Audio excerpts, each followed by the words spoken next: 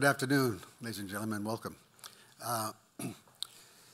As you all know, 7.5 years ago, the worst, most powerful earthquake in Japan's recorded history devastated the northeast coastal area of the country in Tohoku.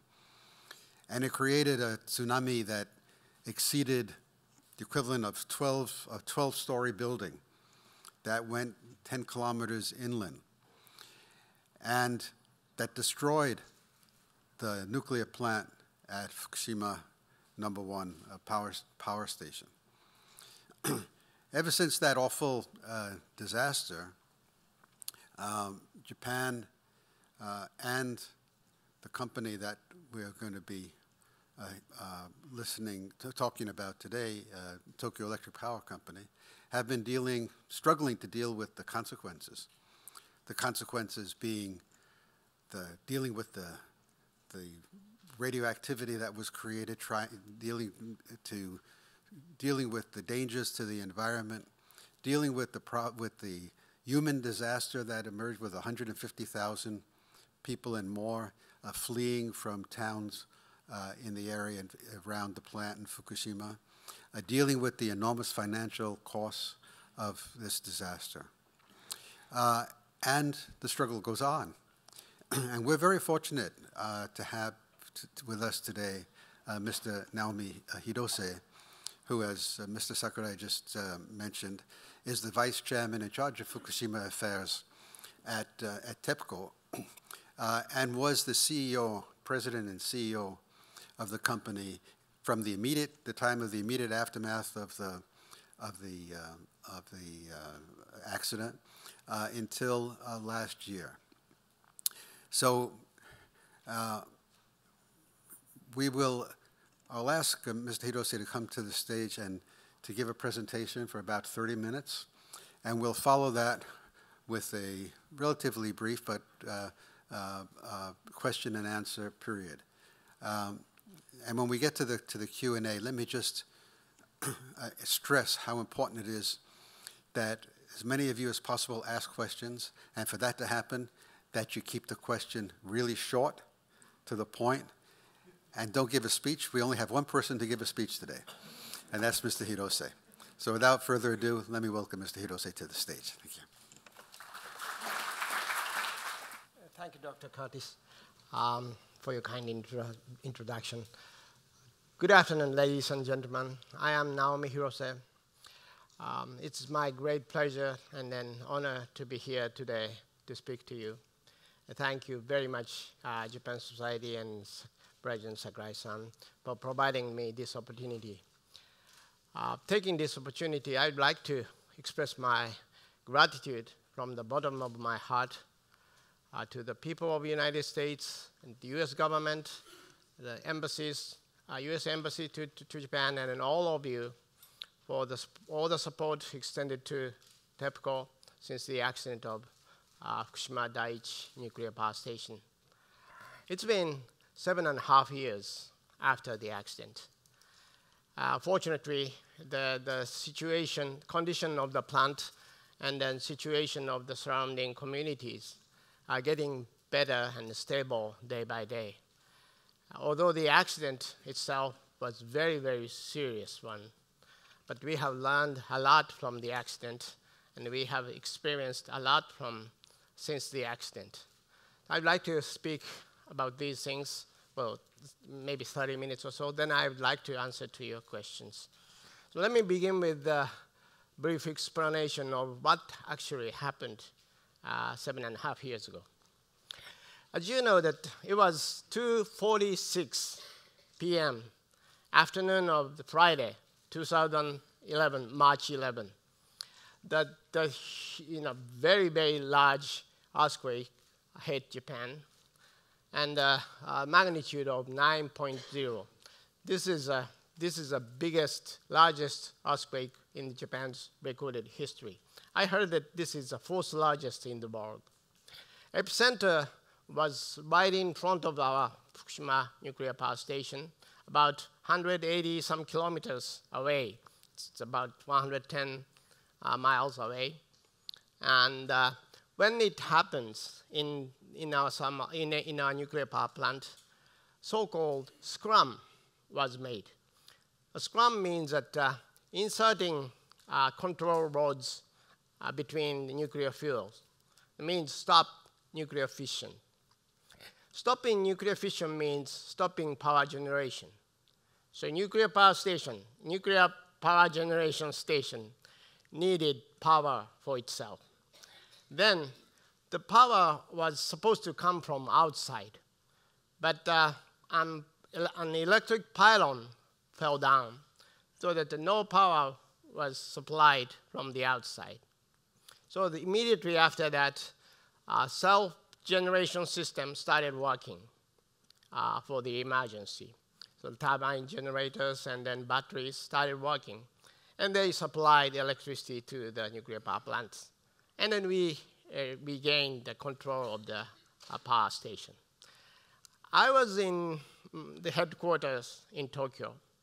The first report that I received was scrum was safely made, and we are controlling nuclear power plants.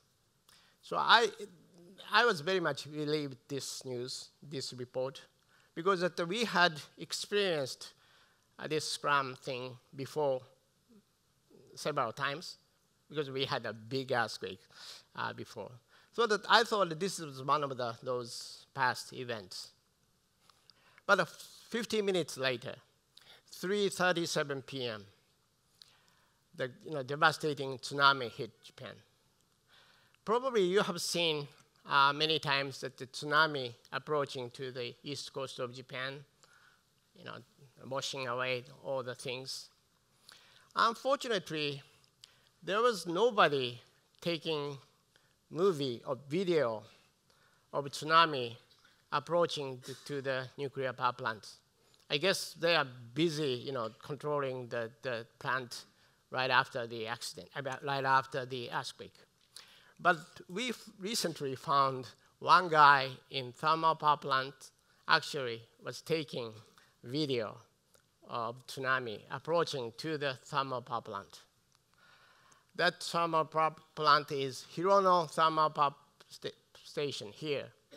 It's about 20 kilometers south of Fukushima Daiichi, 12 miles south of Fukushima Daiichi. So let's watch that tsunami approaching to the thermal power plant, please. This is Pacific Ocean. This side is north, this side is east, south. Tokyo is this side. The tsunami came from the south.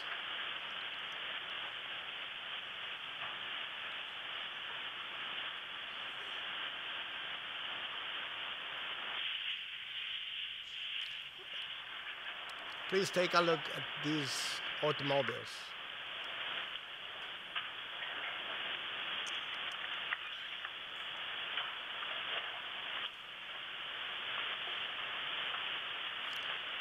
Again, this is a thermal power station. This is not the nuclear power station. But since it's so close, I guess that the similar situation taking place in nuclear power plants. But this goes on and on, so let's stop this video. So I would like you to have some kind of the images of the tsunami approaching to the nuclear power station. And this is a map of Fukushima Daiichi nuclear power station. This is Pacific Ocean. This side is north. This side is south. There is a unit number 1, 2, 3, 4. And this blue area was inundated with the seawater, with tsunami. And as you know, that the nuclear fuel keep a vast amount of heat even after nuclear fission stopped. So that we have to cool them down by recirculating water. But pump stopped because the tsunami washed away all the emergency diesel generators and the batteries. So we lost the power completely. It is called station blackout. And then, of course, pump stopped. So that the temperature of the nuclear fuel went up. And you know that the fuel rods are covered with metal called zircaloy. Zircaloy is start melting at around 1500 degrees Celsius. And then it started melting. And the vast amount of hydrogen was formed by the chemical reaction with this molten zircaloy and water. And that hydrogen is lighter than the air, so it went up and then accumulated within the building, the top of the building. And still this time, there are still a lot of aftershocks. And I guess probably something like an electric bulb or some shaft or pipes or whatever fell down. And probably that ignited explosion. And a hydrogen explosion took place at Unit 1, Unit 3, and Unit 4 of Fukushima nuclear power station, Fukushima Daiichi nuclear power station. And this spread, nuclear radioactive material spread outside of the plant and contaminated the surrounding community. This right-hand side map is as of April 2011, so 1 month after the accident. This red area is very much contaminated. And obviously, the wind came from southeast to northwest, so that this is a power station. So the contaminated area spread to the northwest. But this is right-hand side map is as of November 2017, so 6.5 years after the accident.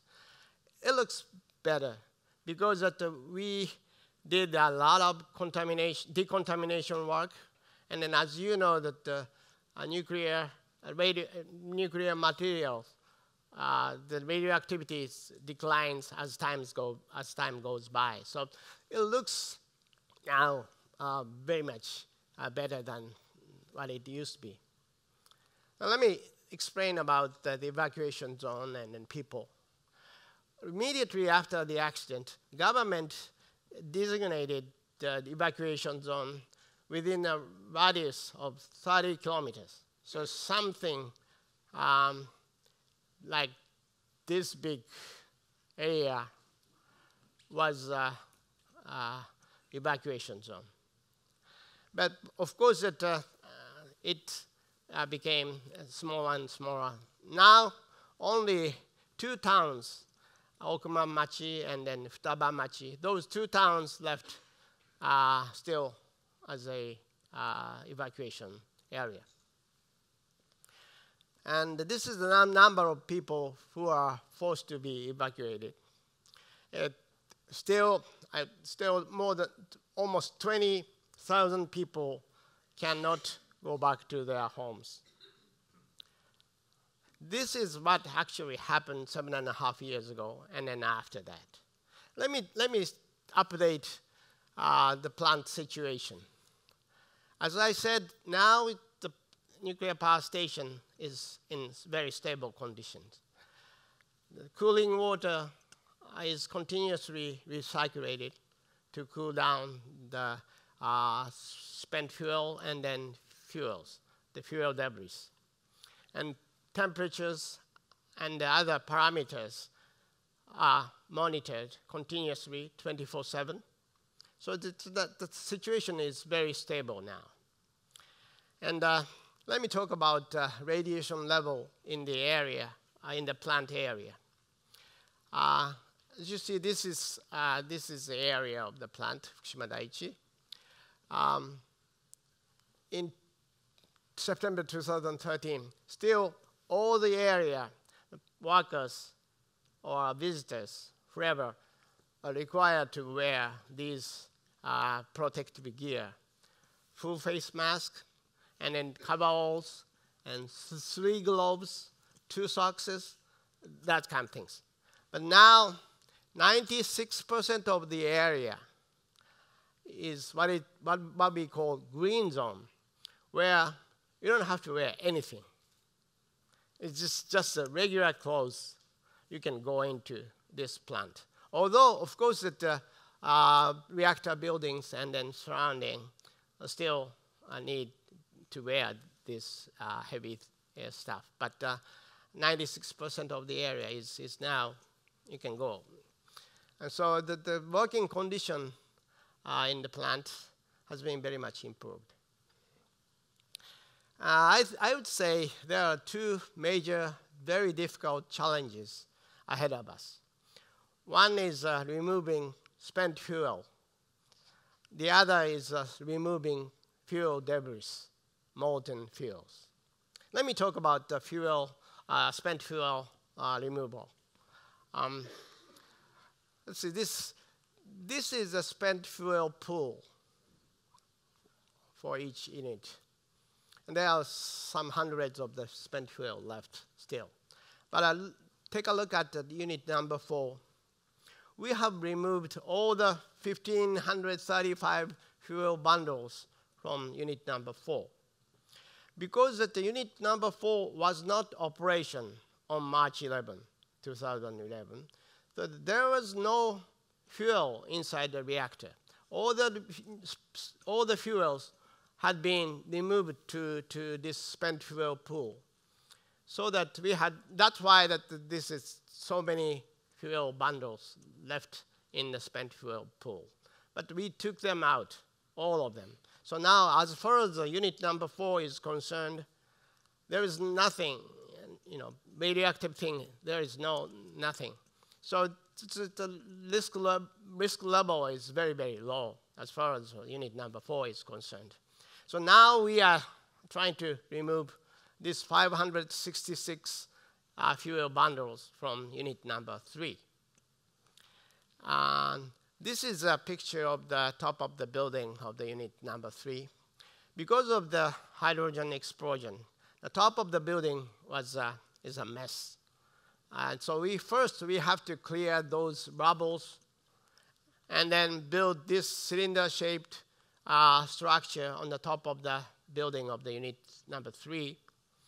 Inside, there is crane and fuel handling machines are installed already. And then we are about to remove the spent fuel from the unit number 3. Let me talk about the removing fuel debris. Each of the 3 units, 1, 2, 3, the condition of 3 units is different. From the analysis, we think that in unit number 1, almost all the nuclear fuels melted and fell down to the bottom of the container vessel. On the other hand, unit number 2, most of the fuel still left in this reactor, although it's probably melted, but still here. And then only a small portion fell down to the bottom of the vessel, container vessel. And then number 3 is maybe in between. And since the situation is different from each other, so we have to develop the different shapes of the robotics, because it's so radioactively, high level of the radioactive, so no human can go inside. So we have to let robotics go into and then take up movies and then monitor the radioactivities and temperatures and then those things. And this is a picture captured by robotics in unit number 2. So this is let me see.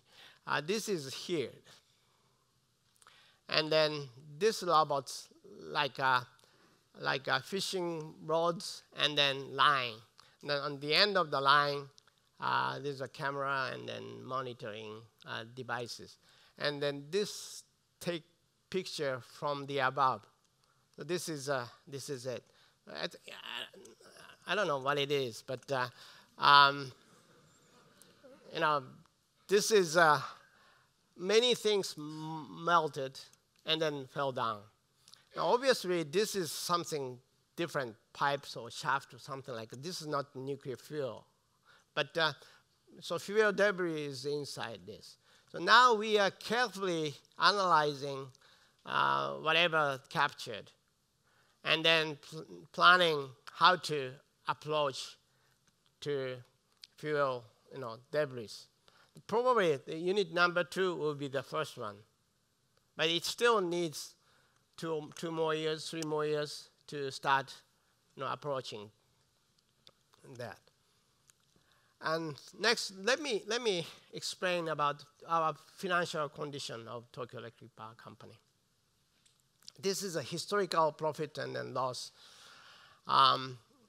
Because of the accident, in 3 consecutive fiscal years, we recorded a huge deficit, huge loss. But after that, 5 consecutive fiscal years, we have recorded profits. It looks good, but it isn't. It's not an easy thing. Let me talk about total estimation of the cost of the accident. The total cost consists of 3 parts. One is compensation, nuclear damage compensation, and the next is decontamination of the surrounding community, surrounding area, and the third is decommissioning of the plant itself. And the total estimated cost is $200 billion US dollar.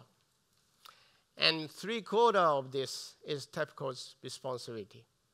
So 145 billion US dollar, we have to make it. This is huge number, maybe too huge to imagine. So let me put it this way. It is said that decommissioning of the plant takes 30 to 40 years. So we don't need this much money now, right? So let's divide 145 billion by 30 years. It ends up with 5 billion per year. Still big number. Let me check our performances, recent performances. From the fiscal 2015, 16, 17, we spent for the compensation expense maybe around 1.5 billion dollar a year. And then decommissioning expenses was a similar number, 1.34 billion. After that, after spending those expenses, we recorded ordinary income around 2 to 3 billion dollar a year. So it ended up nearly 5 billion dollar a year. I'm not saying that we can do it. It's not difficult. I'm not saying that. I just wanted to understand that this is a huge number, but still we have to make it, and then we made it for the past 3 years. So we have to continue to do this another 27 years. So it's not easy at all. But still, this is our responsibility. So we have to do this, cutting the costs and everything. Let me a little bit touch upon the activities of TEPCO, of the revitalization, restoration of the area. As I said, that people are returning to their homes. But it's not easy because after several years. So they need the weeding or snow shoveling in winter, or monitoring the contamination. All those things are necessary when they come back. The TEPCO, members of TEPCO, employees, this is a voluntary activity. They spent 3 days or 4 days in Fukushima and doing these things, and then come back to their office.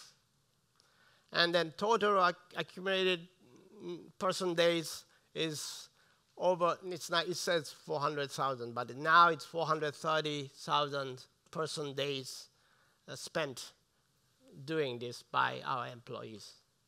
They left their office and they visited Fukushima 3 or 4 days and doing these things, and then come back and tell us what they saw, what they did to their colleagues. And then their colleagues, okay, next is my turn, so I go there and spend several days doing things. I think that this is a great thing. This is a voluntary. But the TEPCO's people, I'm very much proud of them. They're doing these things. This is a very important and necessary activities. It's not just the compensation money. They need the people need those activities in order to come back to their homes. And last, this is a lessons that we learned from the accident. There are many things that we learned, but I listed only a few things, and then I know I'm running out of the time, so let me explain this last thing: building solidarity among the members of your organization. This is I would say this is most important thing. Because this is a nuclear accident.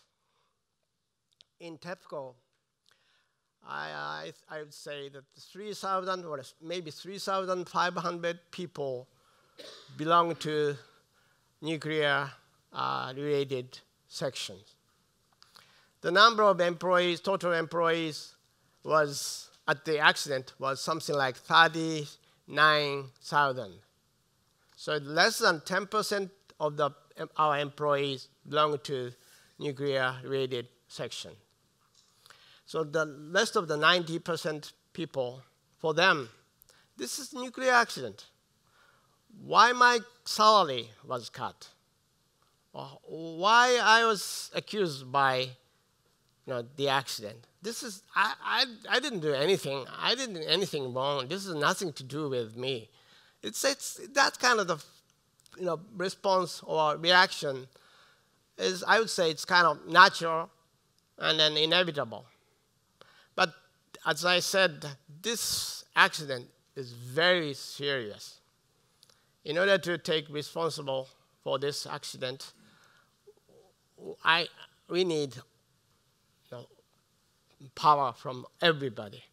So as CEO, this is the most. I thought that this is the most important thing, to get together and then keep everybody's responsibility for this accident, keep the morale high, motivate them, and I think this is the most important thing. And then what I did as CEO, I visited field offices, branch offices.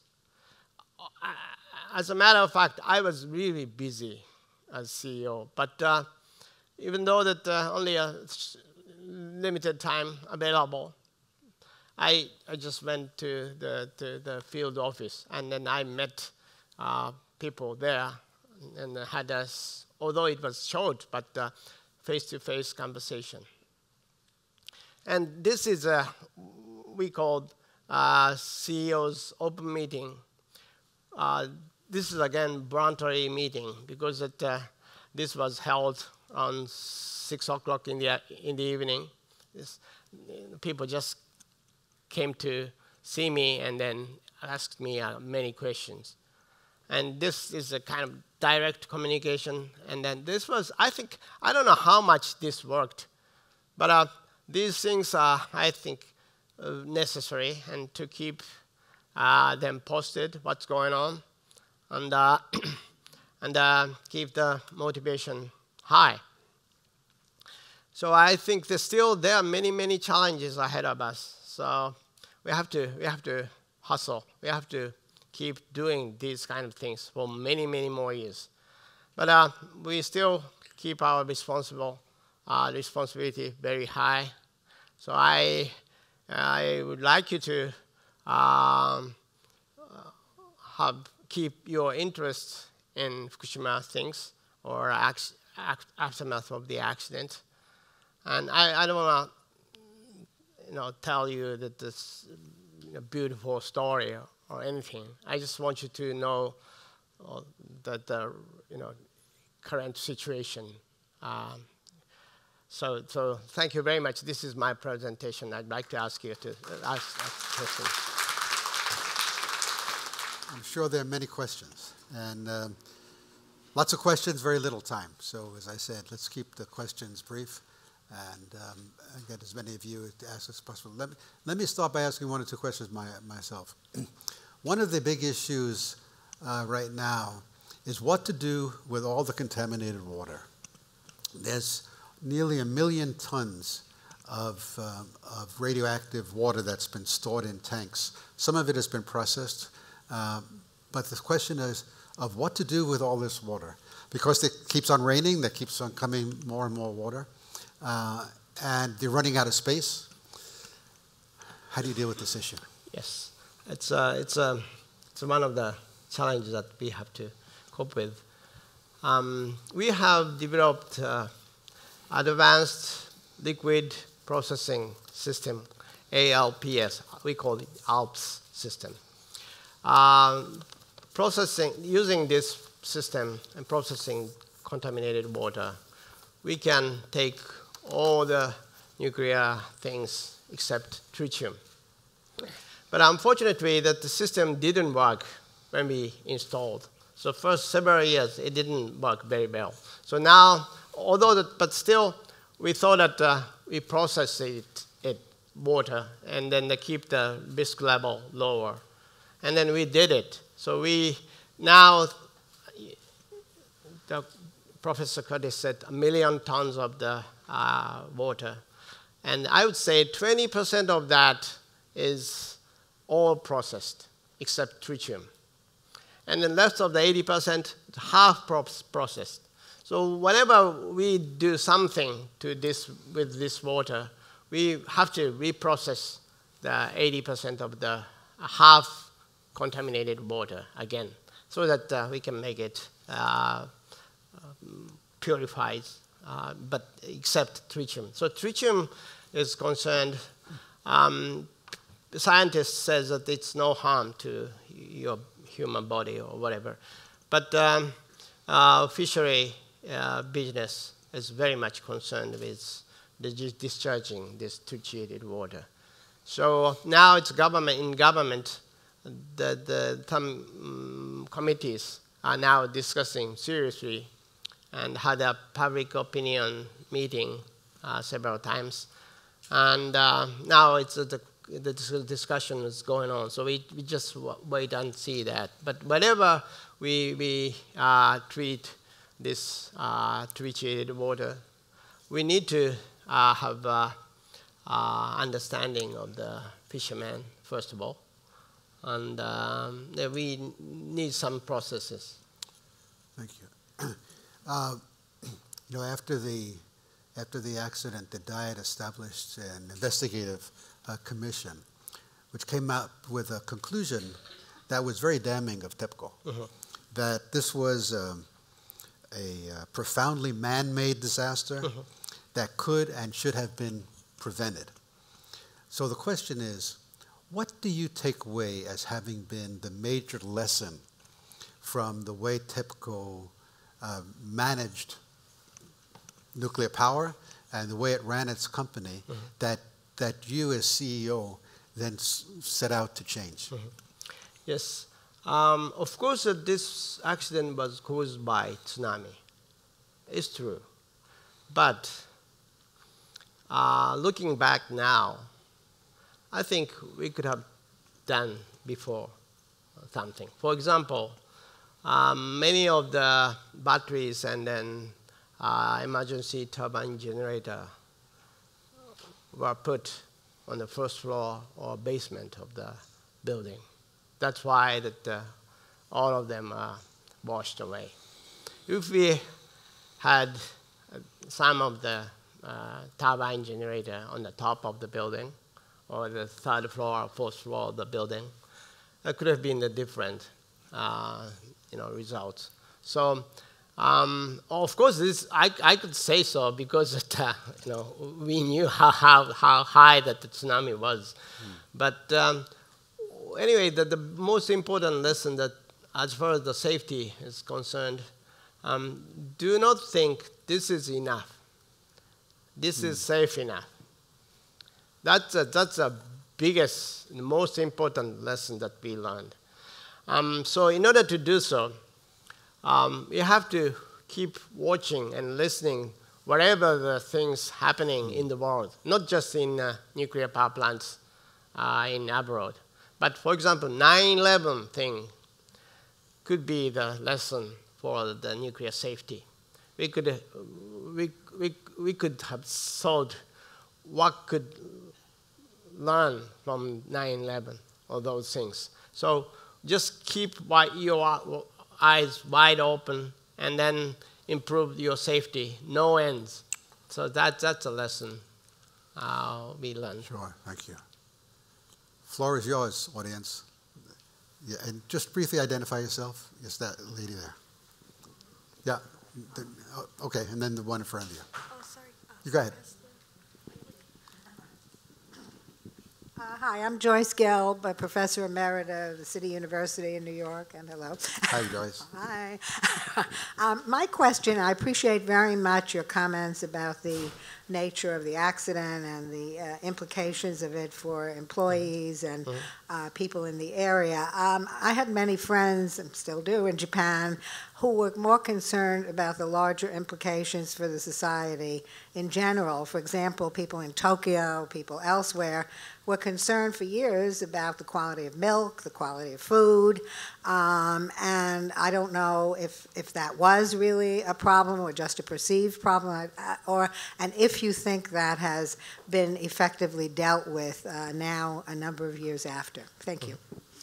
Well, thank you very much. Of course, many consumers still worried about radioactive food. But Fukushima products, they checked all the package of the rice, all the package. And then there is no detection at all in the past, as far as I remember, 3 years or 5 years or so. So I would say it's safe. But I understand that the young mothers with small kids are very much concerned. I understand. So, of course, there are many other rice products from Niigata or elsewhere. Of course, they could choose that. But I would say, as far as the Fukushima products, of course, it's still some of the, for example, mushroom thing still prohibited. So we are watching, and the government, of course, watching and checking. And the fishermen has not started the regular fishing. Still, they are doing as test fishing. So they catch and then check. So some people say that because all the package of the rice is checked in Fukushima, so the Fukushima rice is safer than the others. This is a very strange way of saying. But anyway, we are doing many things to let consumer understand. But still, this is a matter of the taste or matter of the thing. So people do not believe, of course, would never buy things. Of course, in that case, this is what we called sorry, it's Japanese, Fuhyo Higai. I don't know how to say it in English. It's rumor-based reluctancy of the procurement of that kind. I don't know how to say it in English, but still we compensate that damage if that price of the Fukushima product is unnecessarily reduced. We compensate that margin.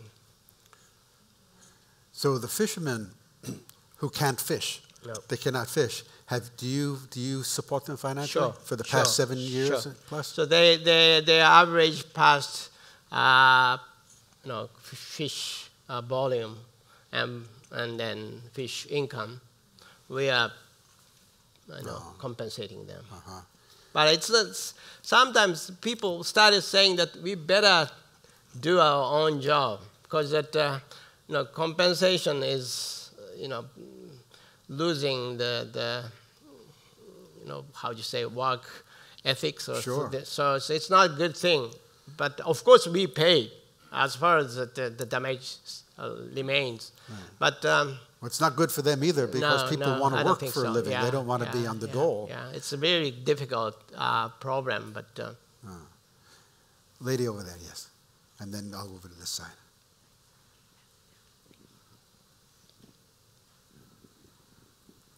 Thank you so much. My name is Maiko Takeuchi.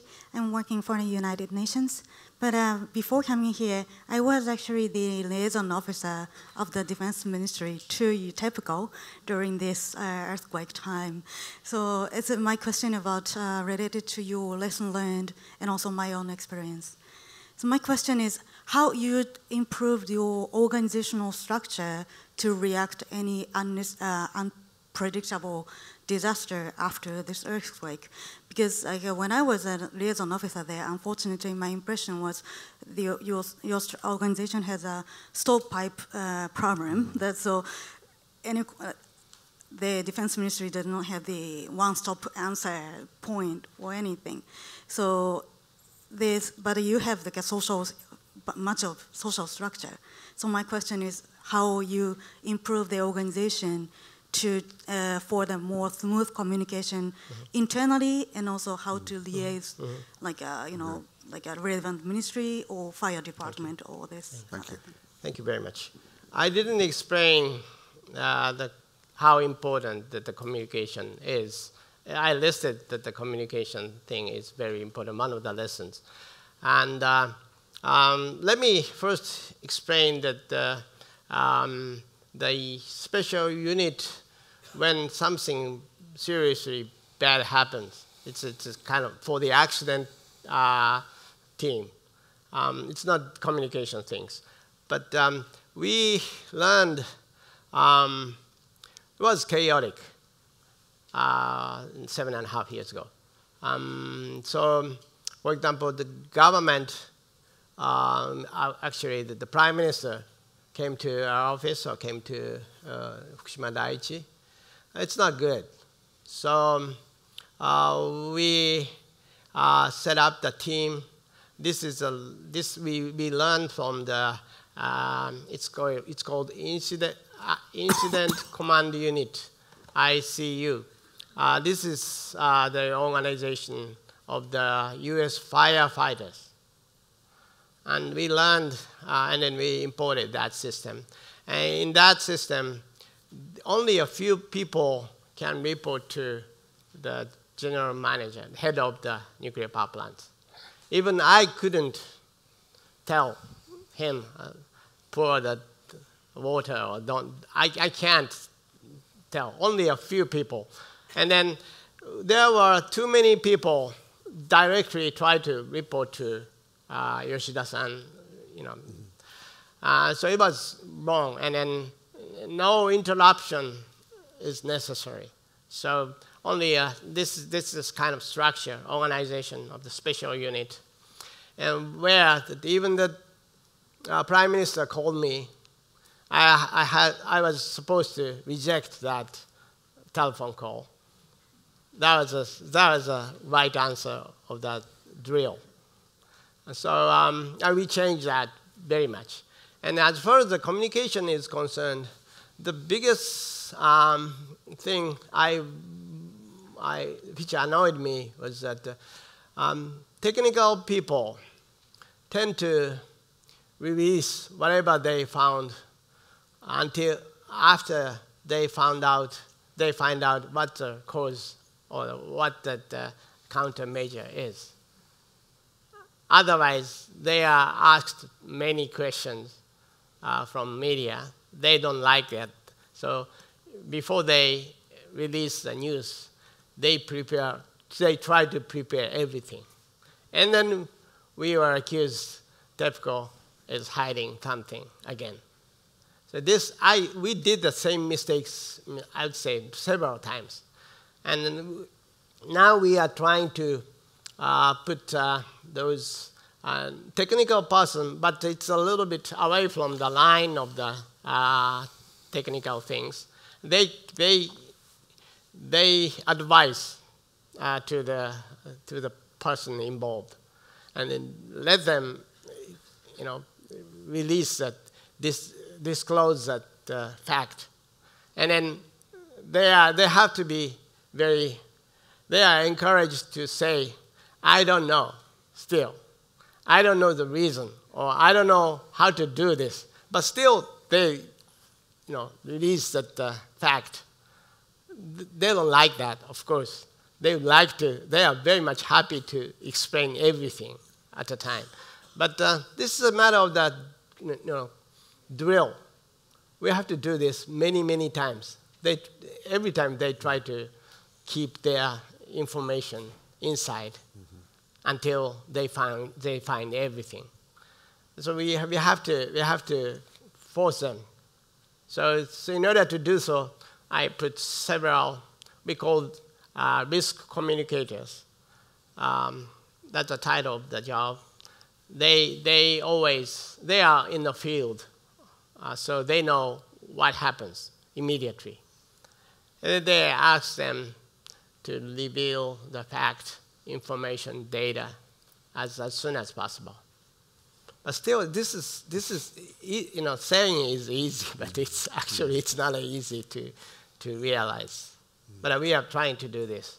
We have learned a lot. We made a lot of mistakes. Thank you. Yes.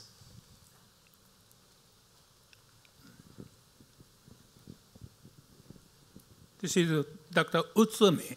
I am with the Columbia University, and years ago, I visited my uncle in Shimosato-cho of Nachikatsura of Wakayama-ken, Yumeno. He was the one chief of the opposing to the construction of the nuclear plant in Kansai Denryoku. And I was forced to talk about the situation in the U.S. And I frankly mentioned about the aftermath of the 3 Mile Island and Chernobyl and so on, because I was working on the Stone and Webster engineering company in Boston that time.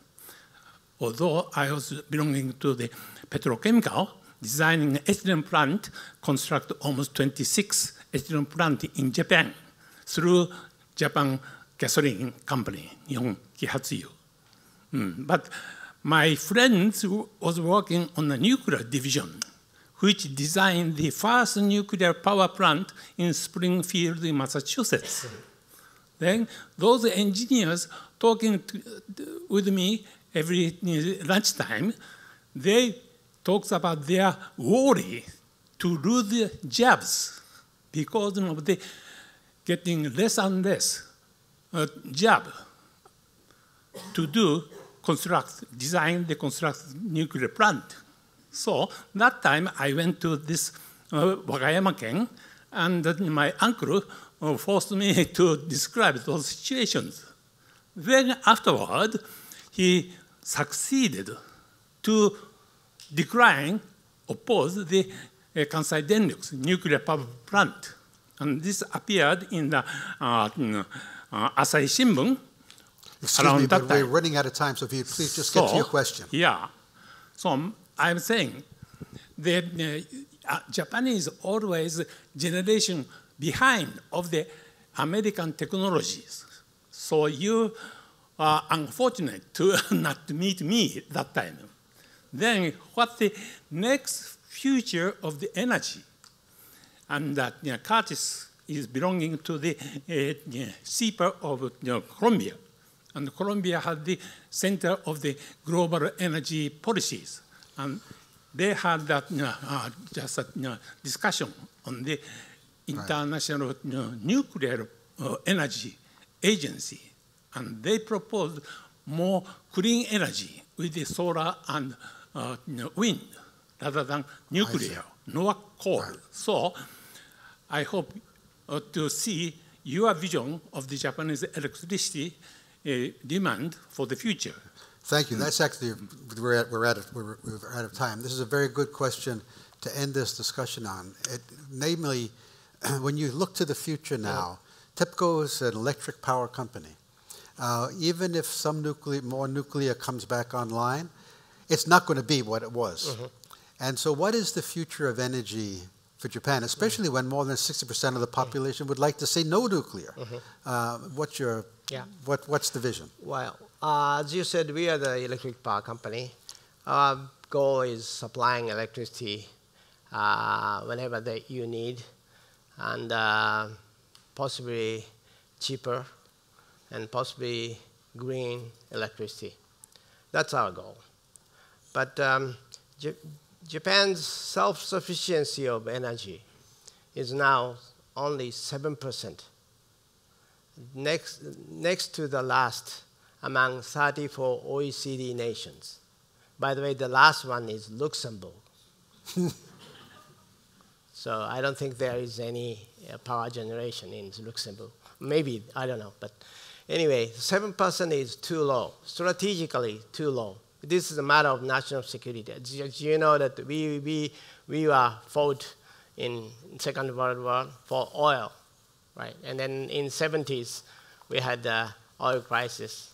That time, our dependency on oil was 70, 80%. And since then, we tried to diversify the sources of energy. I think still, even after the accident, I think still the diversification is key. So I'm not saying that 100% nuclear, but the people who are against nuclear is 0% nuclear. So that's always, that irritates me. Our discussion is can't match. I'm not saying that 100% nuclear electricity. I think that still Japan needs diversification, and strategically, or national security viewpoint, we better have wide options, as many as possible. Of course, the renewable will be a dominant source of energy in future. I definitely think so. But still, we need backup. And it's just a matter of how much that, how efficient the battery becomes.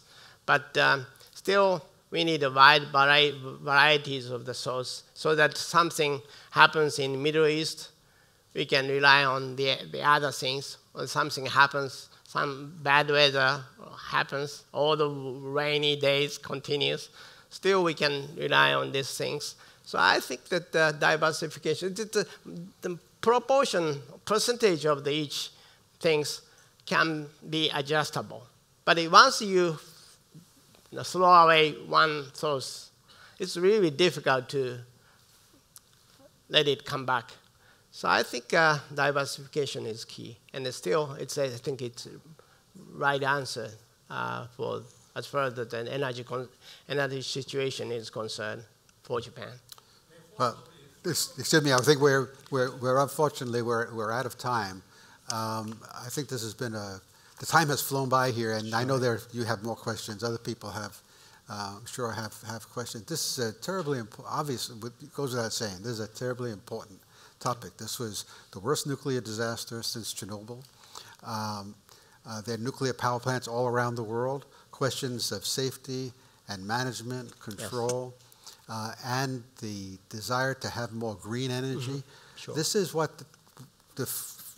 looking to the future, we have to think about. And I think we all really owe a debt of gratitude to Mr. Hirose for spending time with us today to share his views. And we look forward to continuing this conversation in the future. Thank you very much. Thank you very much. Thank you very much. Thank you.